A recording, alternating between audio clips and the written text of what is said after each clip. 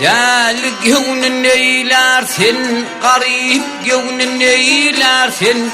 Geddin cahan içine, sen topraktan eğlenin, gevher can içine. Abat deyip el vurdun, büyük veyran içine. Rüssem kuma karılıp kaldı yeksan içine. Sen olurun yanına, geçmer sen san içine.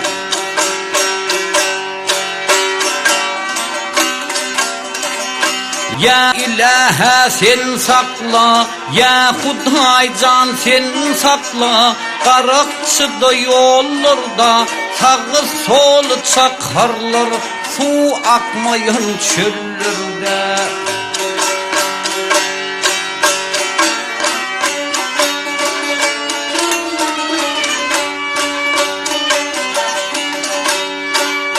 Gevnim dünya gamına, haram sözler dillerde.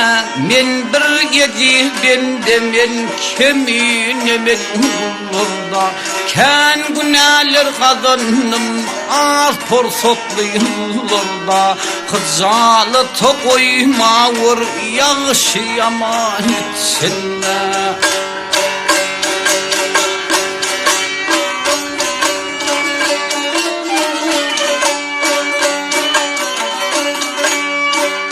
Ey yaralır o dünya, can ağılır o dünya. Baran vardı gelen yok, ölüdür halından haber hatir bilen yok. Çarkı pelek elinden ağlan vardı gülen yok. Akıl yedin kardeşler, könelerden kalan yok. Bu dünyanın vefası yoktur desem yalan yok. Dünyaya bir bağlığın kaldı diyan içine.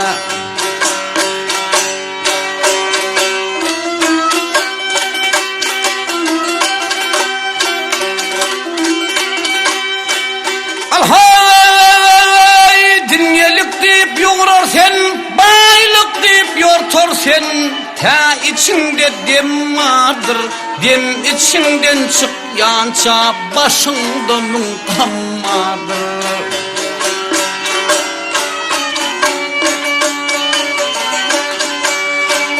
Kamasına kalıp sen ne ona melhem vardır. Doymol gözün dolmağa bir kaşık uçkum vardır.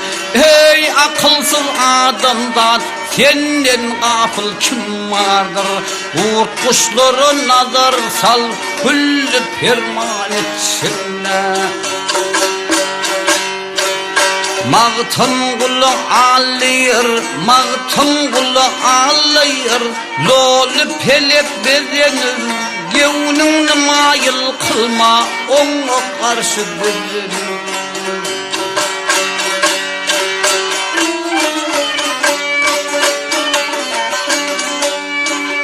Ne prakat yatır sen, el ayağını uzunur. Acıl yatır yanında, okun yayın gidelim.